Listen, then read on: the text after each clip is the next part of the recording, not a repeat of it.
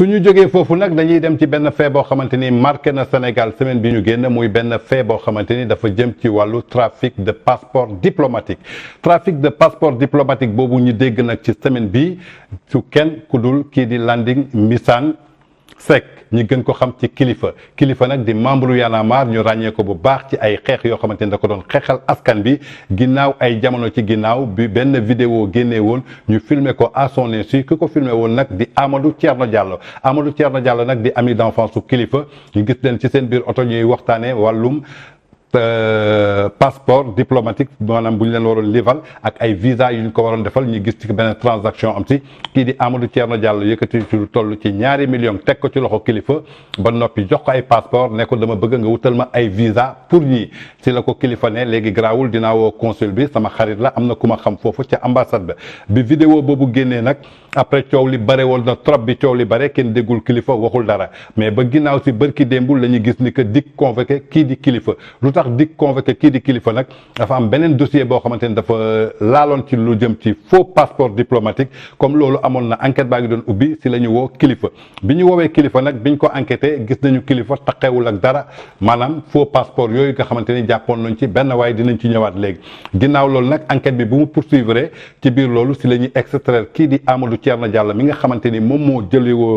filmé woon kilifa à son insu parce que moom mi ngi ci kaso ba jamono ji bu leen fàttali dañ ko jàppoon pour cambriolage ci ay kër foofu ca Almadies bi vidéo bi di génn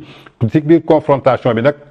kii di Amadou Thierno Diallo si la dugal kilifa ne kilifa daf ko doon defal benn transaction mais ginnaaw PV ba gendarmerie lenn la jàpp ak avocat kilifa yi nee nañu escroquerie la ñuy toppee kilifa lu ñuy naan ay du yem ci bopp boromam ginnaaw loolu si la tudd beneen tour muy Simon Kouka nag ku ko xam muy benn rappeur aussi boo xamante ni membre Y'en a marre la si la Amadou Thierno Diallo wax ni que Simon Kouka aussi da doon def trafiquant d'immigrants mais naka la ko doon defee mais passeport français la doon jël di ko louer ay nit à hauteur de 2 millions 3 millions pour ñooñu du ci tukki loolu du samay kàddu Amadou Thierno Diallo moom moo ko wax ci enquêteurs yi ginnaaw loolu nag ba ñu convoqué kilifa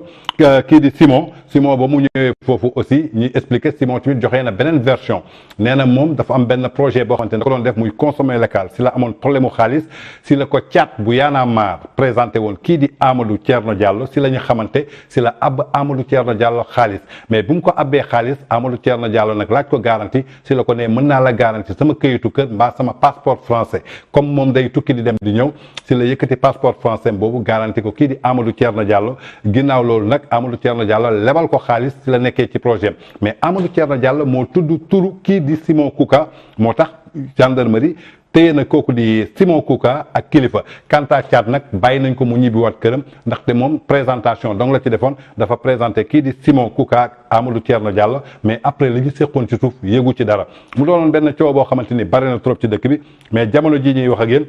kilifa ak Simon ñi ngi foofu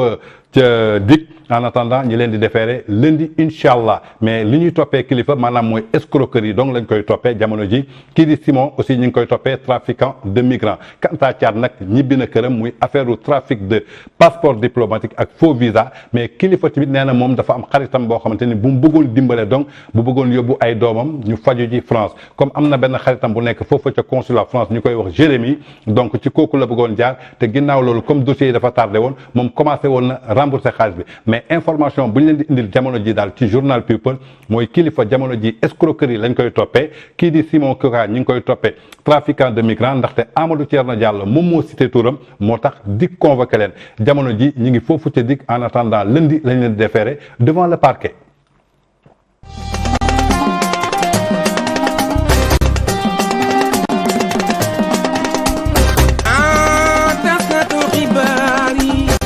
suñu jógee ci ñoom kilifa dañuy ñëwaat ci beneen trafic de passeport diplomatique bi yoon ñan ñoo def trafic de passeport diplomatique yooyu du kenn ku dul ñaari ndawu réew mi lañ ci tudd seeni tur kenn ki di honorable député Mamadou Sall ba pare nekk conseil départemental foofu ca benn dëkk bi ñuy naan Salimata ak Boubacar Biaye moom it di député ba pare nekk conseil départemental foofu ca Sédhiou kan moo leen tudd nag ci benn dossier dafa am benn Guinéen bi ñu tuddee El Hadj Diadji Condé ginnaaw bi ko yoon yoon tegee loxo enquête bi poursuivre ginnaaw ci ay faux passeport diplomatique yoo xamante ni da ko doon defar ginnaaw ñaari guinéen bi ñu porté woon plainte depuis 2020 enquête bi di continuer si la ñuy teg loxo kii di El Hadj Diadji Condé El Hadj Diadji Condé nag bañ ko yóbbee ci enquêteur bi moom moo cité ñaari député muy kan Mamadou Sall di conseil régional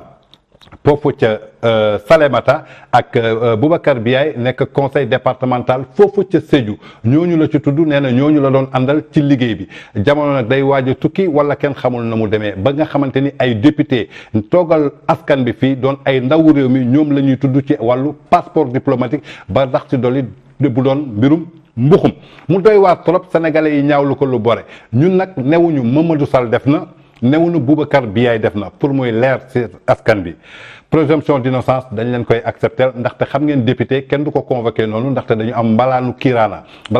maanaam mooy immunité parlementaire mais ginnaaw nag bi dossier boobu génnee gis nañu son excellence le président de la république Macky Sall nee na képp koo xamante ni takke nga ci dossier bi nga bokk Benno Bokk Yaakaar nga bokk APR ak foo mënte bokk na yoon def liggéeyam ñu teg la sanction yu ci war loolu le président de la république wax bi mu waxee loolu tamit Moustapha Niasse di président assemblée nationale nee na bés bu yoon soxlaa ñaari député yooyu nga xamante ni seen tur dugg na ci wàllu trafic de passeport diplomatique yi ñooñu tamit dinañu jël immunité parlementaire bi dinañ ko teggi ci ñoom yoon déglu ji leen ginnaaw loolu nag kii di Boubacar Biaye dem na foofu ca RFM boobu ci RFM nag ci la joxee ay kàddu nee na xamante na ak kii di El Hadj Diadji Condé waaye du xaritam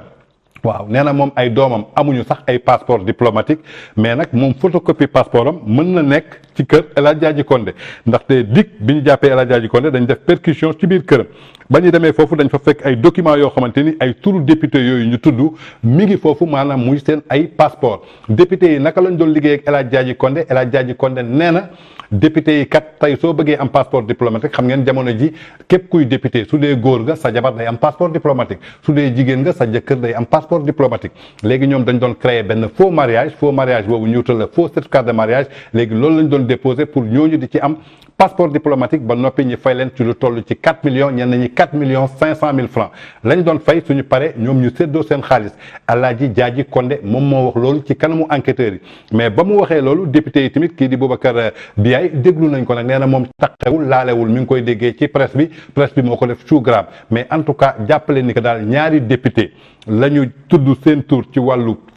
faux passeport diplomatique yoo xamante ni ñi ngi ko doon defal ay jigéen maanaam di def ak ñoom ay faux mariage ñi leen di fay lu toll ci 4 millions ba 4 millions 500 députés yooyu nag xamuñu ndax dinañ tegg seen immunité parlementaire en tout cas l'enquête suit son cours ñun nag ba fi ñu toll rek dañ leen di amal présomption d'innocence ndaxte comme nee nañu taqewuñu laaluñu mais seen tur tudd nañ ko xëy na suñu teggee seen immunité parlementaire suñu demee jàkkaarloog dik peut-être dinañu convaincre limiers yi ci biir loolu tamit dañu ne du guléet sénégalais yi génne nañu beneen affaire nee na lu jaaxal askan bi jamono ji assemblée nationale moom la ñuy naan ñoom ñoo fi toogal ndawu réew mi coono askan bi moom la ñu war a xool est-ce que jamono ji ñu ngi xool coono askan gi déedéet xooluñu coono askan gi ndaxte lu ci bëri lu ñuy gis assemblée nationale ay xeex la ay xuloo la ay dàggasante la ba noppi ay député ngay dégg fii ci Sénégal ci wàllum viol dégg nañ ko fi récemment député boo xamante ne mi ngi woon foofu ca assemblée nationale ñu tuumaal ko ñu ne dafa violé benn xale bu jigéen boo xamante ne ci benn salle de massage la ne woon ba tey jii xamuñu fu wànnante di mujjee bëtam ndaxte kiñ ko jiinoon ba léegi mi ngi ci sous contrôle judiciaire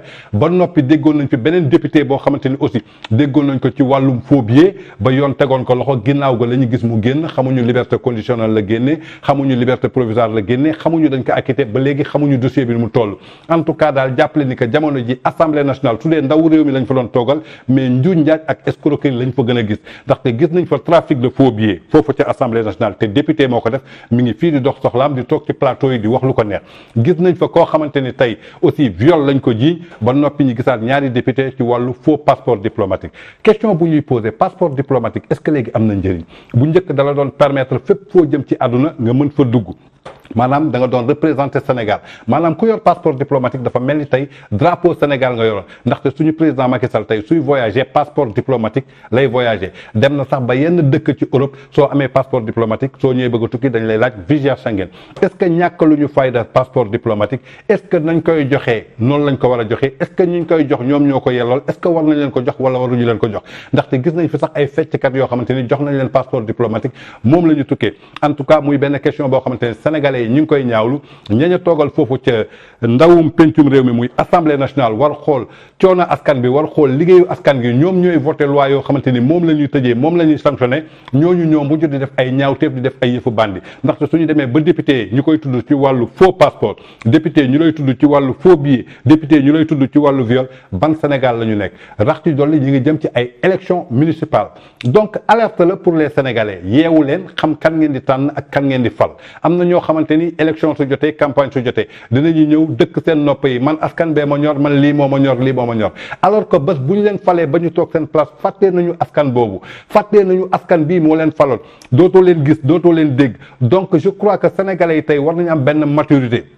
inscription sur les listes électorales bouclé nañ ko képp koo xamante ni inscrire nga jëlal sa carte su municipal yi jotee nga xëppi say bët xam na ni que politiciens yenn ñi ngi fii waxuma ñëpp nag am na ñoo xamante ni seen askan moo leen tax a jóg ñi ngi liggéeyal seen askan même suñu amul poste sax ñi ngi jël seen dërëm seen ñaar dërëm di ko bokk ak seen askan mais am na ñoo xamante ni dañuy ñëw ci politique uniquement pour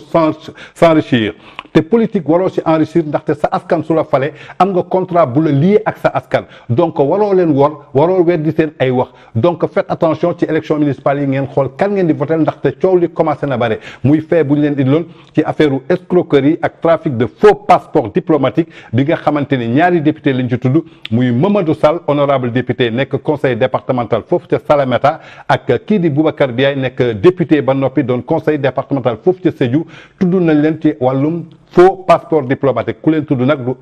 kenn ku dul El Hadji Diadji Condé moo leen ci tudd en attendant ñuy xaar seen immunité parlementaire dinañ ko yëkkati wala duñ ko yëkkati ñu xool fi wànnante di mu jëkk gëtam